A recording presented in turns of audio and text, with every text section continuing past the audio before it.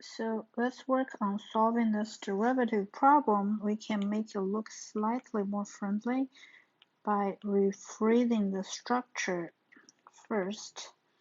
And it's to the power of 1/2, which we know is square root.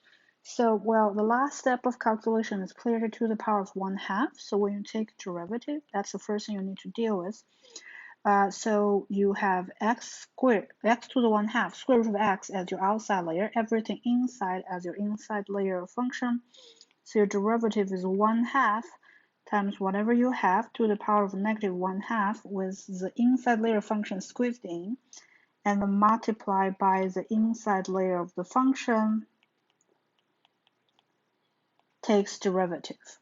And this one is just plug in the inside layer of your function, right?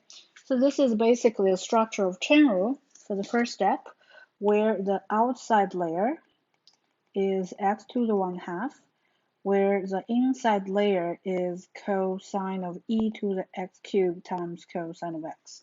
So now I have my structure.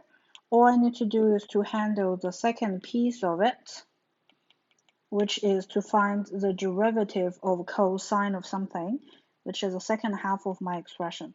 To find the derivative of cosine of something, which you can look at it and realize the outside layer is cosine of x. The inside layer is e to the power of x cubed times cosine of x. So to differentiate outside layer, you end up with negative sine of something. And since you're using chain rule again, because it's a composite function, so you plug in the inside layer of your function, and then you multiply by the derivative of the inside layer of your function, right? Well, it would make your life slightly easier if you decide to pull the constant coefficient -1 out, but that's not required.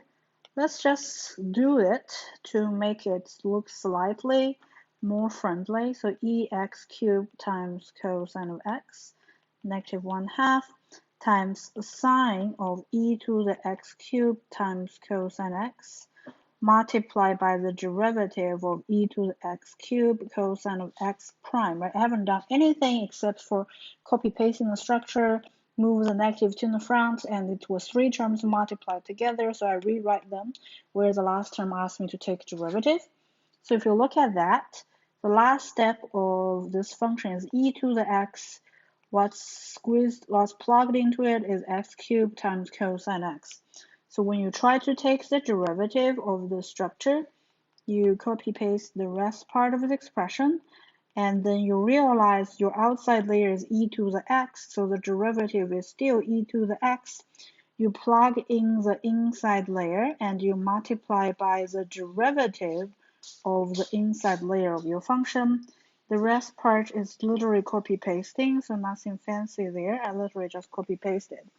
Well, the last part, if you look at it, it's a multiplication. So what you're going to do, you're definitely going to use product to handle it. So I copy paste the skeleton of my structure, and there were several layers of multiplications I wrote earlier. And I'm going to work on my last layer, which, as I said, the product rule. So the derivative of x cubed is 3x squared. The derivative of cosine x is negative sine x. So this is what we end up with as the final answer. Like I said, all I did is to find the last step of calculation each time, apply the skeleton of the corresponding differentiation rule.